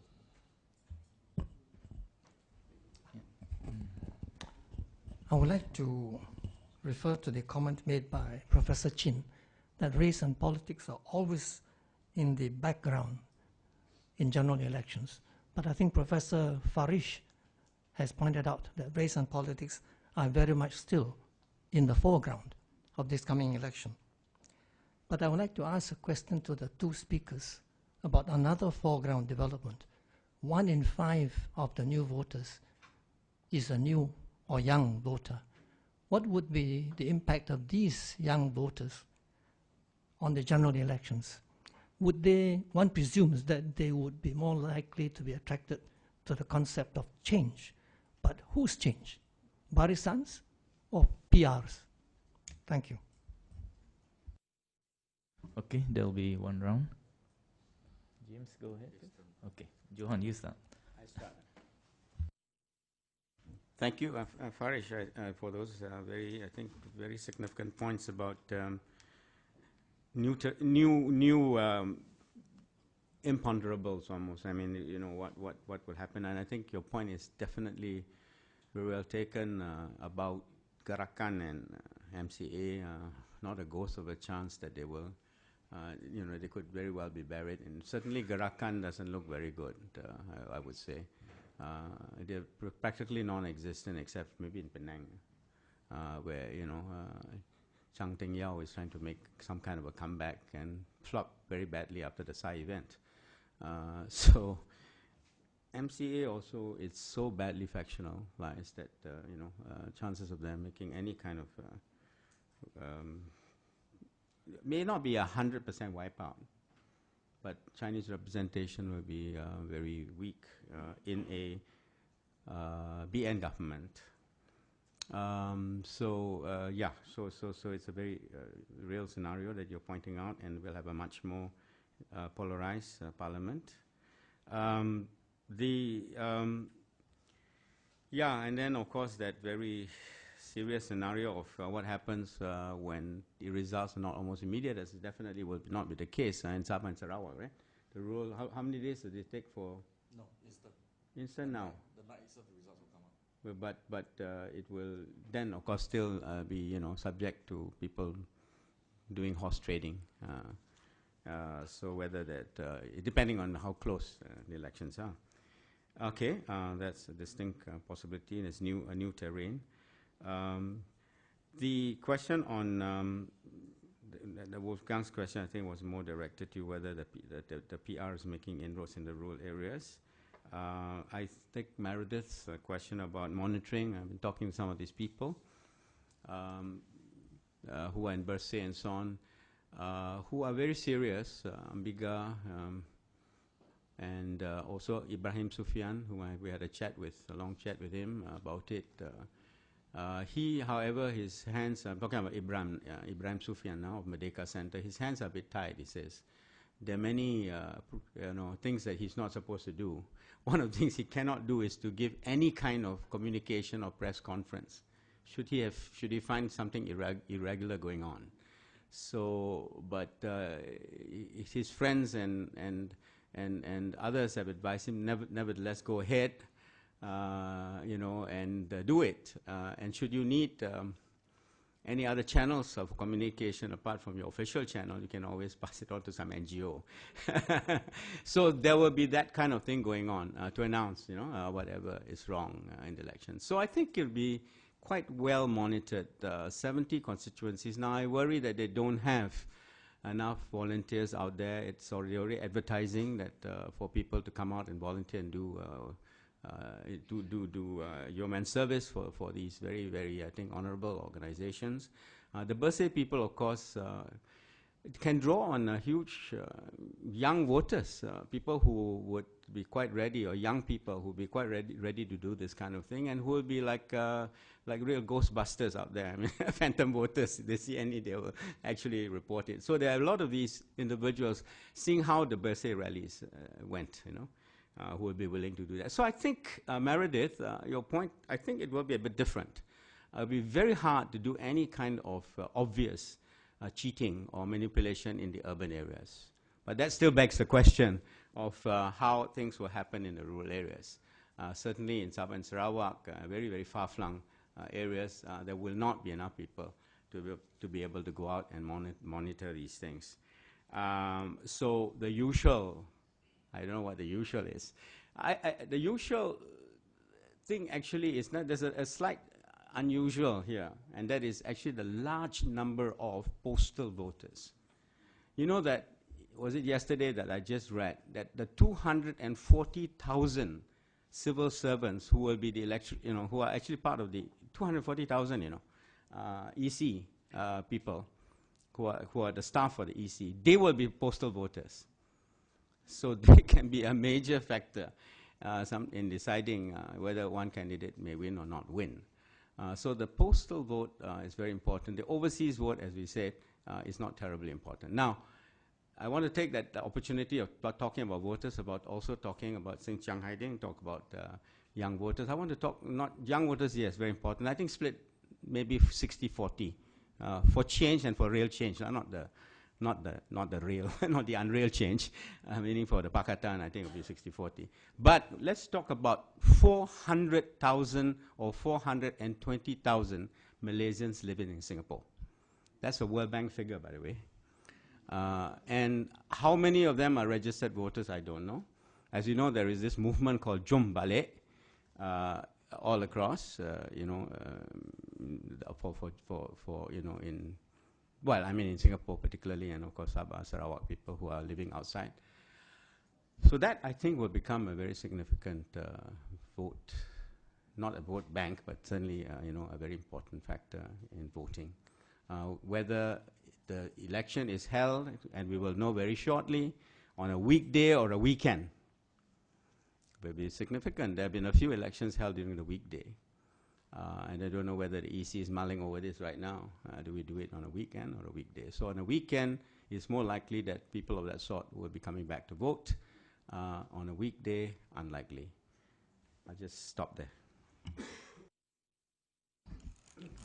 Thank you, Johan. Johan has answered most of the questions, but I'll talk a bit more about the election monitoring process. I think there's a lot of confusion about this. There were two big groups. One is the official group. The EC has sent out invitations to countries such as, if I'm not mistaken, India, the Philippines, Thailand, to send official observers. Basically, the rule of thumb is that if the EC was invited before to participate in their elections, they will get an invitation to come to Malaysia. So that is the formal group. Among the informal group, there were two big groups. Initially, the EC wanted all the civil society organizations come together led by 5 groups. If I'm not mistaken, it was TI Malaysia, CPPS, Merdeka Center, and 2 other groups. I can't remember the 2 other groups. But what happened was that there was a disagreement among these 5 main groups. So one group dropped out, which is TI Malaysia, actually dropped out of the process. Now, this group has actually gone out and asked for funding from international funders to try to get observers up and running. Now, on top of that, there's another group who refused to join this group because they think that they are too official, and these are people like Tindak Malaysia per se and that group. They've started organizing their own training programs. For example, Tindak Malaysia has actually organized, if I'm not mistaken, at least 4 or 5 training sessions already. The problem is the monitoring side is not a problem because the mechanics of the election is actually quite simple. The problem is that how do you identify a phantom voter? Because the way it works in Malaysia is that once your name is on the roll, right, there's nothing you can do from stop that person from voting as long as that person shows up with an IC. That the IC number, everything, the details is similar to the roll. So the trick is you have to stop him before he gets into the booth, and this is where the problem starts, because it's very difficult to identify so-called phantom voters. So I think the observer mission will face major problems, not only the internal problems that we see with 2 groups that are not talking to each other, but also, as Johan mentioned already, the various rules imposed by the Election Commission, like if you find a problem with the voting process, you have to report it to the Election Commission first. So that's the election monitoring part. Now, in terms of how effective is the new media or news getting into the rural interiors of Sabah and Sarawak, it is getting through, but that's not the problem. The problem is that you have to bring the voters back into the villages, and that will be a major logistical problem for the opposition. Because those people who are willing to change the vote in the rural areas, most of them are living outside Sarawak. In fact, a large chunk of them are actually living in JB. So the question is that who is going to pay for them to fly back? Now, flying back is one issue, assuming that you can find a rich tycoon that will give free AirAsia ticket to everybody. AirAsia will only get you to Kuching, Miri, Cebu, and Bintulu. Who's going to pay for your truck or your boat ride all the way up to the village? That is a huge issue. So I don't think that the rural area vote will swing. Like I said, I expect if there is a swing, it will be in a semi-urban area, and it will be among the non-Muslim Buputra. But in terms of the news getting through, it's no problem. Every broadcast by Radio Free Sarawak, Radio Free Malaysia, plus the South Report, right, they all are burnt in cities and widely distributed. So getting the news in is not a problem. That is just part of the picture. The real action is how do you bring the young voters who are registered there, bring it back. And I don't see that happening at all. They've been talking about it. They tried in many other situations, but they have not been able to do it. So one of the most interesting ideas that came out a couple of years ago is that they've asked rich Malaysians, well, people in Peninsula Malaysia overseas, to adopt individual constituencies in Sabah and Sarawak, basically provide financial support to help them to do the campaigns. One of the problems with the opposition in Sabah and Sarawak is that outside the DAP, PKR is very badly organized. It's very, very badly organized. Most of the time, it is run by 1 or 2 individuals, and they do not have a professional team around them. It's different with DAP. DAP has good professionals working for them in Sabah and Sarawak, but not PKR.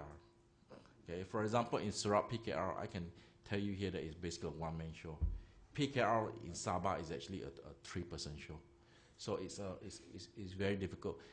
If you don't have a team working for you, right, then essentially you are relying on yourself to do everything. And in Sabah and Sarawak, in the rural areas, you cannot do that because the seats are too wide. The logistical problem will present you a big headache already. So if you don't have a team working for you, it will be very, very difficult. And this is the reason why we always talk about how the governing party uses government machinery to help them. It's exactly because of the logistical problem. They need the government machinery to help them. Okay, thank you. We have time for one more round of questions, I think. Last chance.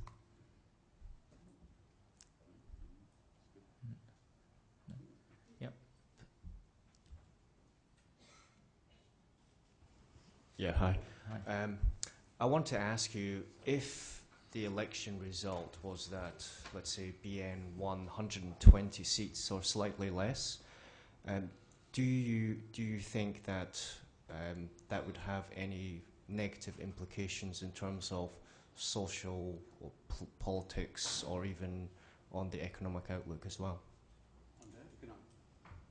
Economic outlook, yeah. Yeah, please. Yes, my question is for Dr. Johan. So you mentioned earlier that you have your own take on Selangor, even though the mainstream view is such that it's 50-50. So what's your view actually?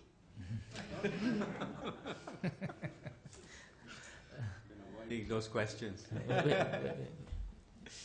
Any more questions? No?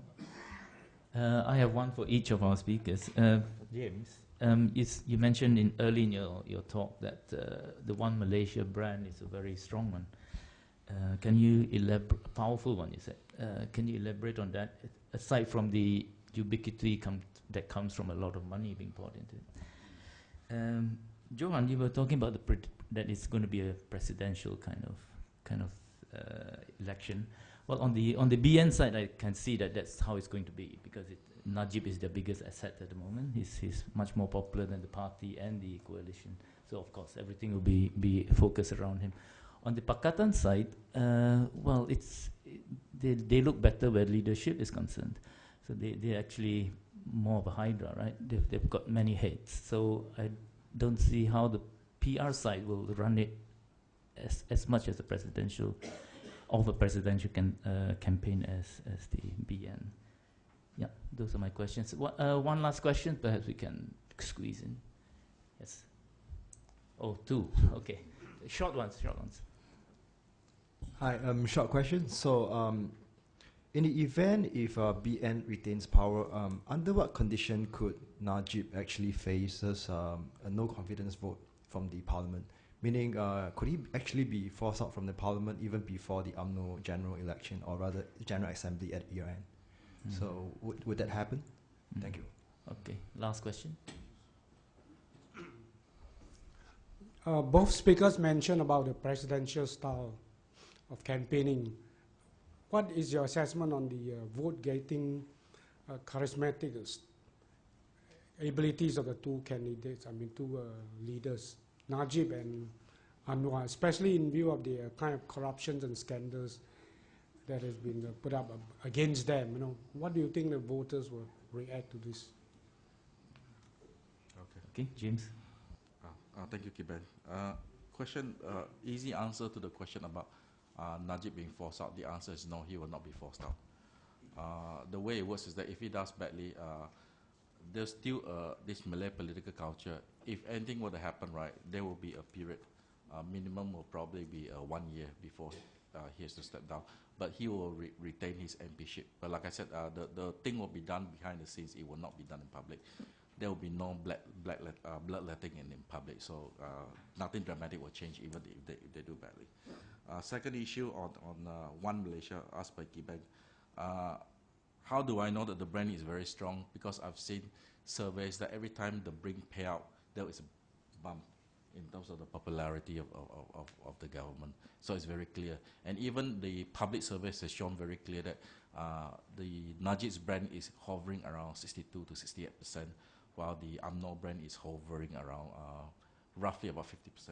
So that brand is very strong, and their own internal studies have shown that the key to this is actually targeting the lower class, who they know they can actually bring out and vote. So if you look at the One Malaysia campaign, or the One Malaysia benefits part, right, it's targeting mostly at people at the lower end, and also targeting at the first-time voters. So university students, they give a discount card. Those who meet the criteria will get a voucher to get a new mobile phone, book vouchers, all sorts of stuff. The one I think that is really, really effective is this One Malaysia clinic thing. So if you go to major low-cost housing areas in Kuala Lumpur, I'll give you an example like Mentari, right? They set up a One Malaysia clinic there. What is interesting is that the people who go to this One Malaysia clinic, you can actually see a doctor on certain days and get medicine, and you only have to pay 1 ringgit. So you can imagine, And you can imagine the sort of effect it has on the potential voters there. What was the other question? Oh, economic policies. Will there be a dramatic change in economic policies, assuming that the opposition will win? The answer is no. There will not be a change in economic policies. Both sides are basically believe in capitalism. The way it works in Malaysia is that all the politicking is done before the contract is signed. Once the contract is signed, they will actually follow through on the contract. So I don't expect any change in terms of policy. There will be a change on how to achieve the economic targets, but the main thrust of the policies will not change. Thanks. Yeah, I'll start with the BN narrow victory and what would the implication be. I think James has sort of answered. There will not be immediate bloodletting, as it were. There is still an UMNO assembly to be held. In fact, all the divisional elections were not held because of the elections. They were all suspended. So the one which you are supposed to vote for your president has not been held yet. They did the same thing to Patla when he did poorly in 2008. He was basically asked not to stand. That could happen to Najib as well. I think if it did very poorly, like he's something like 120, you suggest. As to the no confidence vote, it also sort of, I think, you know, it could well happen, but it would not be immediate. Why would that? Because we've just had an election, and basically an election is to show confidence to one side or the other. So if it's a clear majority, there's no reason for you know, that be no confidence vote. But talking about post election scenarios, of course, Dr. Mahathir, no less, has raised the question of kind of Arab Spring politics. Could this happen? Could, for example, there be egregious vote rigging and so on, and results that turn out to be very, very unpopular or unexpected? Would there be demonstrations on the streets? Malaysians have now become quite adept at moving onto the streets. Could it happen? I suspect certain things could happen of that sort, and it could be, if indeed there were clear indications that there was vote rigging and results were not as they should be, then per se people might do something. But again, I think Malaysians are very sensible. You know, Ambiga, you know, she's a very sensible person, very rational person. It's not likely that she will do these things immediately. Maybe they'll call for a commission of inquiry. There's a standard operating procedure in Malaysia. Anything goes wrong, call for a commission of inquiry, that sort of thing. And then when the commission recommends something, they never carry it out. So no problem at all. I think Selangor, I guess it will remain with the PR, and in spite of everything. Then with the question of presidential, you're right, Kibeng, it is more presidential on one side than the other. The other side has many, many personalities, you know, powerful ones. You know, and they themselves are very charismatic. Anwar is, of course, very charismatic. I mean, you know, anytime he goes to hold a ceramah, the crowds come out. But you also have Nick Aziz. Have you seen him talk in Kelantan? I mean, amazing, Arish knows. And he's still going to be there. The interesting thing about PAS is they've got very interesting personalities, and I've begun to talk to some of them. And you have somebody like Husam Musa, who's going to Putrajaya. So very interesting. So you have less of a presidential campaign on the other side. You know, on the BN side, I don't see anybody prominent. Do you? Apart from Najib. So that's the sad thing about the current BN campaign, is that they don't have any sort of rising luminary, and one rising one has been kept down. That's Khairi Jamaluddin. You know, there's a chance that he may not get a seat, but the latest news is that he will. So I think we're in for very interesting times. Mahathir might be the other rising one. Rising.